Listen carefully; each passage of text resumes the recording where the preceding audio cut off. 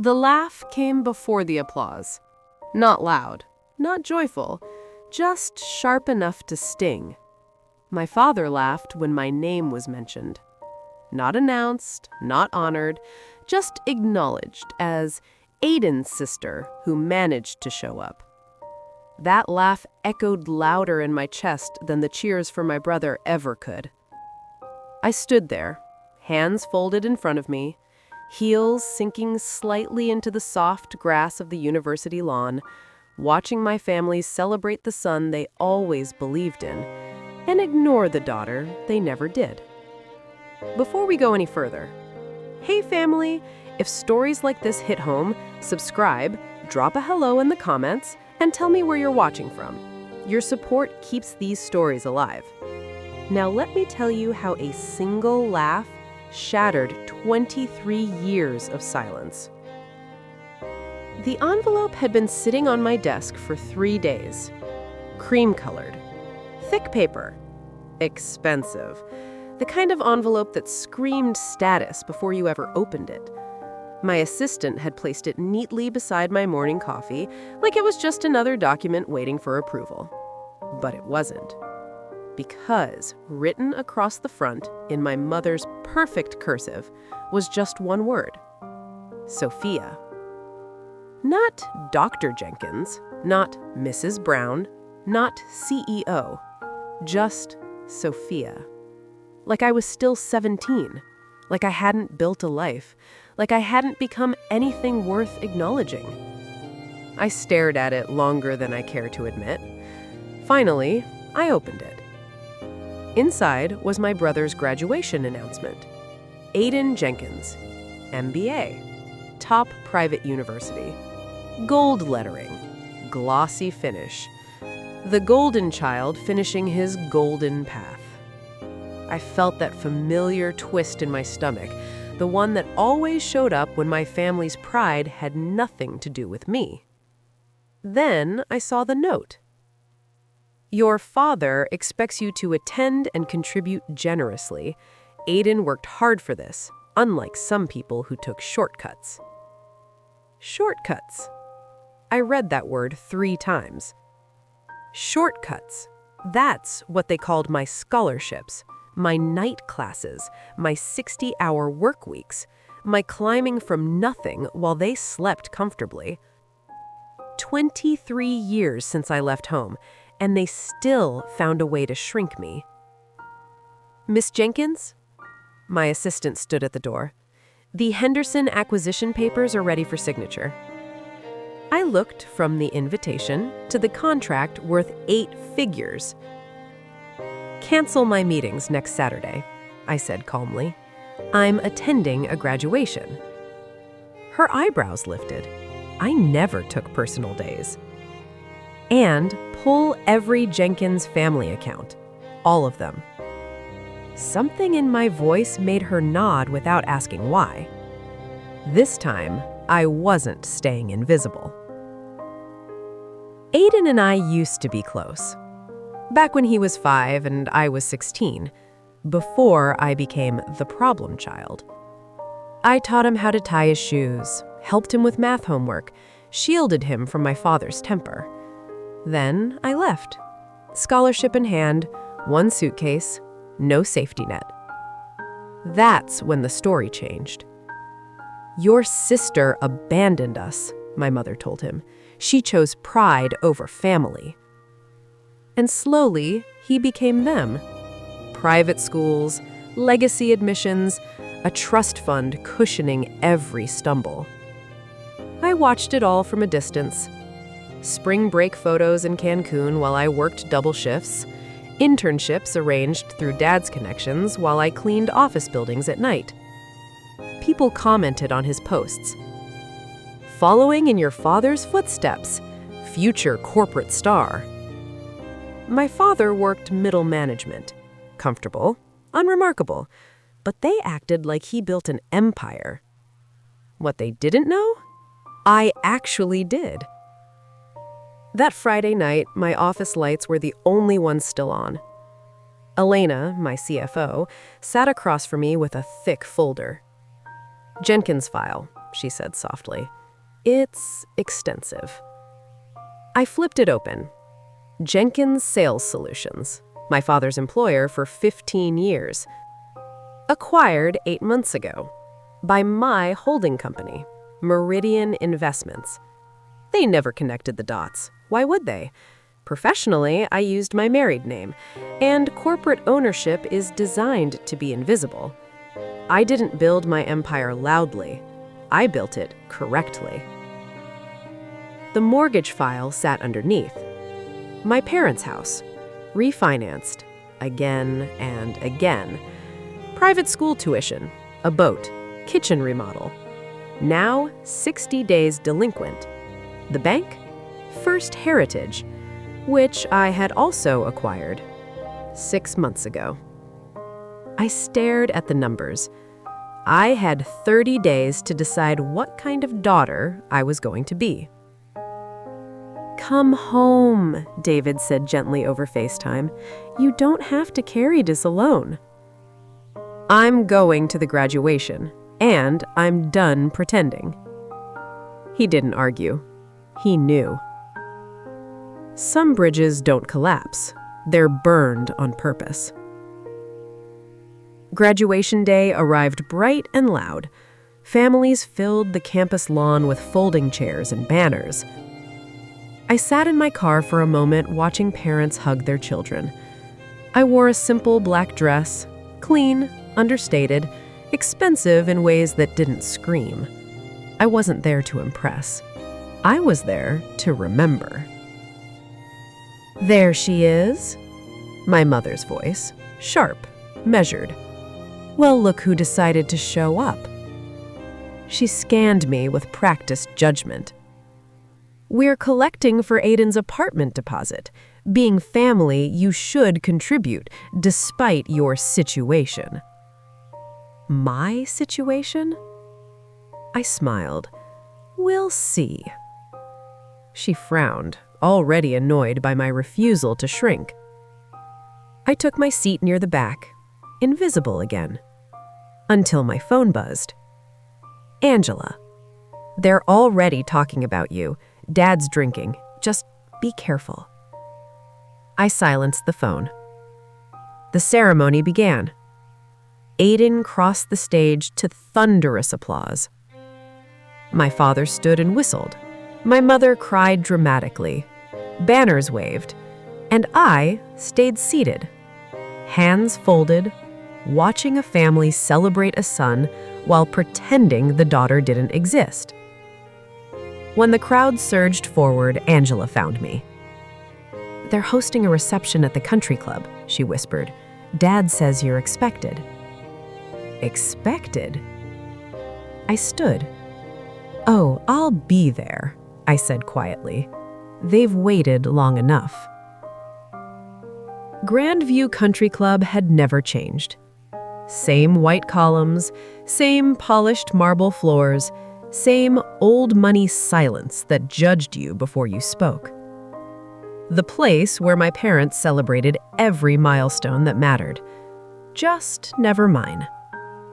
I handed my keys to the valet. He smiled politely, the kind of smile reserved for guests who look like they belong but aren't sure yet.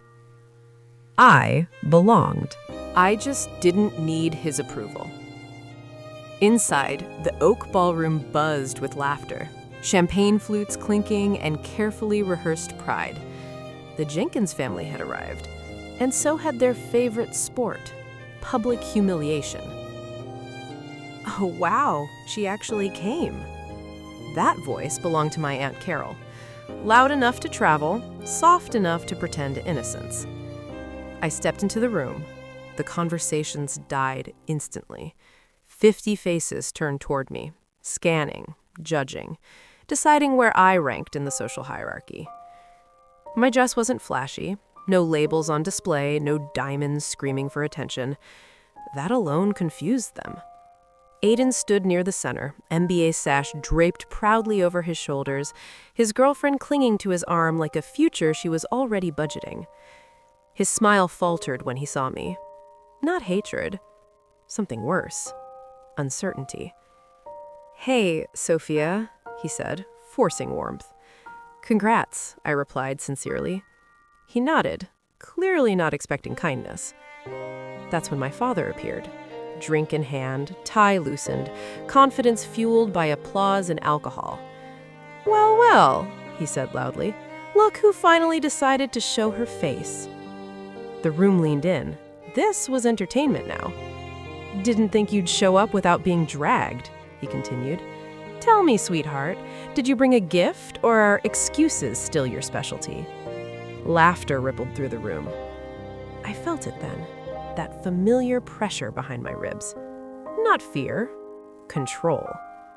I brought clarity, I said calmly. That threw him off. What's that supposed to mean? He scoffed. My mother joined him, hand resting possessively on his arm. Sophia, don't make this about you. Today is Aiden's day. It always is, I replied. A hush followed. I walked to the bar, picked up a champagne flute, and turned back toward them. You know, I said conversationally, I've been thinking a lot about shortcuts. Dad's eyes narrowed. Oh, here we go. You mentioned them in your note, how Aiden worked hard, how I didn't. Aiden shifted uncomfortably. This isn't... I interrupted gently. Let's talk facts. I pulled my phone from my purse. I graduated with a 4.0 GPA while working 40 hours a week. Night classes. No help. No safety net. I looked at my brother. Aiden, what was your GPA? Silence. Aiden, I pressed. Why does that matter? My mother snapped. Because words like hard work shouldn't be thrown around carelessly, I said. A friend of the family tried to laugh it off. Come on, this is a celebration. Exactly. Let's celebrate truth. I glanced at my phone. 2.7, I said quietly. Public records. The room chilled. Dad stepped forward. You spiteful little... Enough, I said. And for the first time in my life, he stopped. I'm not here to shame anyone. I'm here because I'm tired of being the family punchline. I turned slowly, meeting eyes around the room. I didn't abandon this family. I was pushed out for wanting more than mediocrity. My mother's face tightened. You always thought you were better than us. No, I became better because I had to. That's when I shifted the conversation. Dad, I said, almost casually, how's work going? He blinked. What? Jenkins Sales Solutions. 15 years. That's loyalty. His chest puffed out. Damn right. Funny thing, they were acquired recently. Recognition flickered in his eyes. That corporate takeover nonsense, bunch of suits ruining the place. I smiled. The new owners are very focused on performance. His jaw tightened. They can't touch me. They can, I said softly, and they are. I pulled up another file. Your division has underperformed for 3 straight quarters. Your individual numbers place you in the bottom 15%. The color drained from his face. What are you implying? My mother demanded. I met her gaze. I'm saying the company your husband works for, I paused, belongs to me. The silence was violent. No coughs, no whispers, no movement. My father stared at me like reality had betrayed him. That's impossible, he whispered. Meridian Investments, $2 billion in managed assets. A glass slipped from my mother's hand and shattered on the floor. I'm the majority owner, I finished. I've been your boss's boss for 8 months. Aiden's girlfriend gasped. Someone muttered, Oh my God. Dad laughed weakly. You're bluffing. I shook my head. Every policy you complained about, every performance metric you failed, that was me. His legs wobbled. And that's not all, I added. I pulled up another document. "The house," I said. "The mortgage." My mother grabbed his arm. "No!" "First Heritage Bank. Acquired 6 months ago." Dad's voice broke. "You wouldn't." "I already did." The word foreclosure didn't need to be shouted. It detonated anyway. "You're 62 days past due," I said calmly. "The filing went through this morning." The room erupted. Gasps, whispers, people stepping back like failure was contagious. Aiden looked like the ground had disappeared beneath him. "You did this today?" he asked, shaken. "I did this when the grace period ended," I replied. "Today was just paperwork." My mother finally broke. "Where are your parents?" she sobbed. "You can't do this." I tilted my head. "Like you couldn't help me when I begged for a loan at 17? The room froze again. "You had $73,000 in savings," I said. "You told me you were broke." My voice cracked. "I worked 3 jobs, ate ramen, slept 4 hours a night." I turned to my brother. 5 years later, they refinanced the house for your private school. Tears streamed down his face. "I didn't know," he whispered. "I know," I said gently. "This isn't about you." I looked back at my parents. "You taught me something valuable, that family is just another asset." Dad sank into a chair. "You have 90 days to save your house. My lawyers will handle the rest." I picked up my purse. "I don't hate you," I said quietly. "I just don't love you anymore." And then I walked out. The parking lot felt too quiet, like the world had collectively decided to look away from what I'd just done. I sat in my car with my hands wrapped around the steering wheel, breathing like I'd just run a marathon I never trained for. I didn't cry right away. I stared at the clubhouse doors, at the place where my childhood had been measured, weighed, and found lacking. Then my phone buzzed. David. "How did it go?" he asked gently.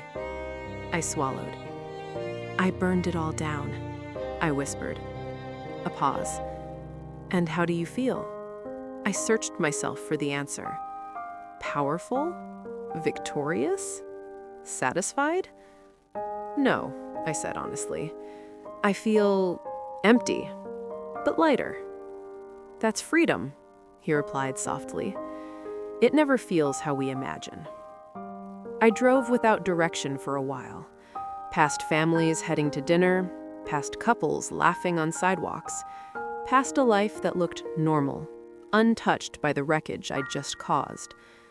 Eventually, I pulled into a small neighborhood coffee shop, the kind with chipped mugs, local art on the walls, and students hunched over textbooks like their future depended on caffeine, because it did. That's when I saw her. Early 20s, dark circles under her eyes, a laptop, 2 textbooks, and a half-finished shift uniform folded beside her. She looked exactly like I used to. "Excuse me," I said quietly. "Are you in college?" She looked up, startled. "Yeah," she nodded. "State, business major." I smiled faintly. "So was I." She laughed without humor. "I work 40 hours a week and still can't breathe financially." I sat down. "Me too, for 6 years." Something shifted between us. Recognition. Shared survival. "What do you want to do after?" I asked. She hesitated. "Start a consulting firm someday," she said, embarrassed. "Sounds stupid, I know." I pulled out my business card. She read it. Her eyes widened. "No way!" I stood. "It's not stupid. It's just expensive in pain." I paid for her coffee and walked out before gratitude could turn into debt. That moment mattered more than the country club ever would. When I got home, David was waiting. No questions, no lectures, just arms. I cried then. Not because of what I did, but because of what I never had. The fallout came fast. By Monday morning, Elena called. "Your father's termination meeting is scheduled," she said carefully. "HR wants confirmation you're not intervening." "I'm not," I replied. "Follow standard protocol." A pause. "And your parents' house?" "I know." I hung up. Power doesn't erase consequences. It only reveals who you are when you have it. That afternoon, Aiden called. I stared at his name on the screen for a long time before answering. "Hey," he said hoarsely. "Hey." Silence. Then, "I didn't know about any of it." "I believe you." "They're blaming you," he continued, "saying you planned this out of spite."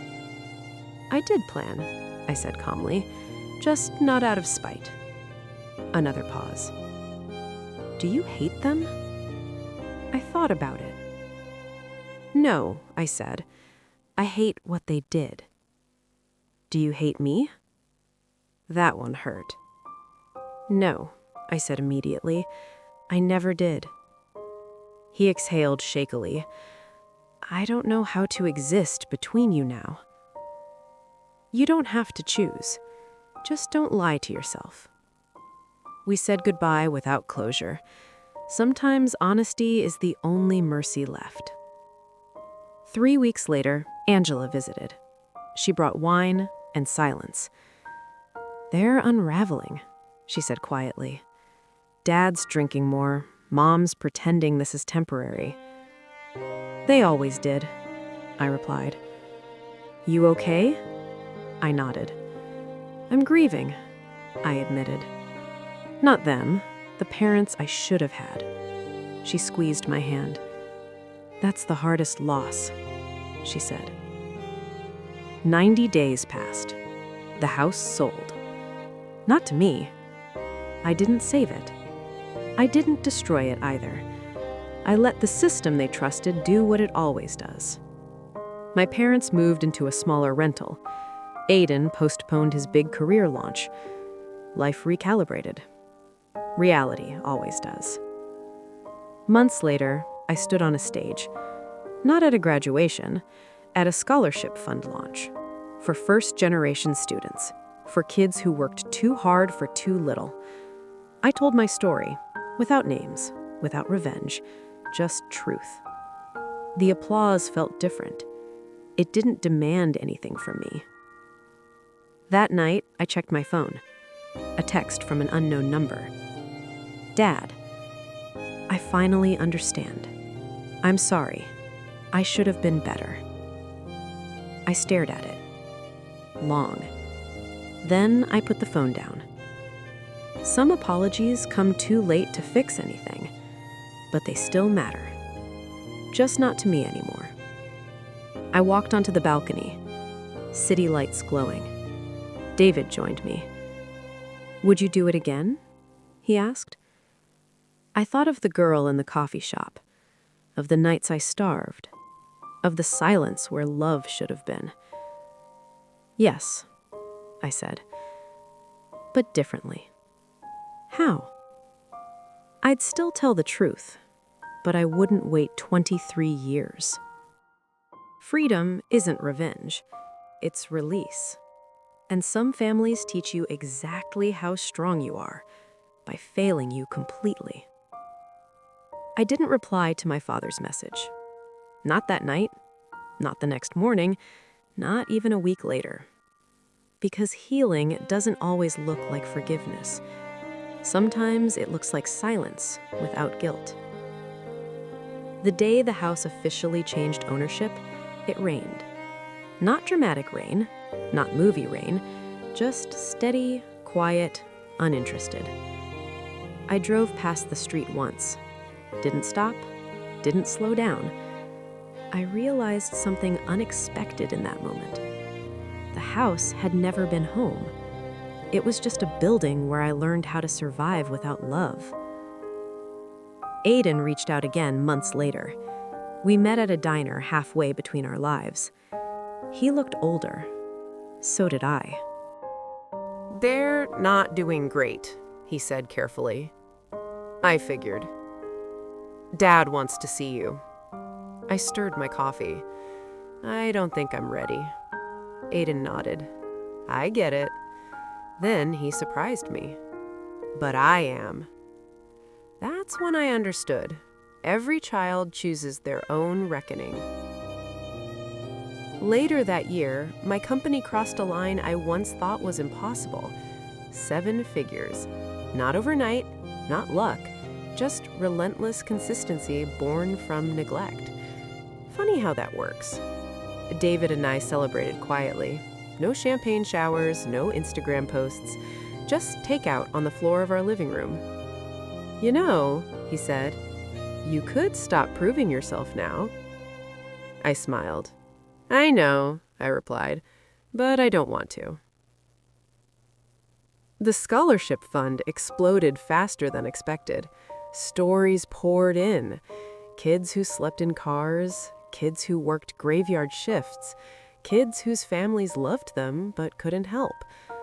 I saw myself in all of them. I funded 20 the first year, then 50, then 100, and for the first time in my life, giving didn't feel like buying love. The confrontation I never planned came on a random Tuesday. I was leaving a conference when I heard my name. I turned. There they were. Smaller, quieter, older. My mother's voice trembled. "Can we talk?" I looked at them. Really looked. Not monsters, not villains, just deeply flawed humans who failed spectacularly at parenting. "I can give you 10 minutes, I said calmly. We sat on a bench, public, neutral, safe. "I didn't know how to love you," my mother whispered. "That was clear," I replied gently. My father stared at the ground. "I was afraid," he said. "Afraid of losing control, afraid of you outgrowing us." I nodded. "I did outgrow you." Silence. Then, "I'm not here to punish you," I continued, "but I'm also not here to fix this." My mother cried. I didn't. That was the difference. "I hope you find peace," I said, standing, "but I already have." And I walked away.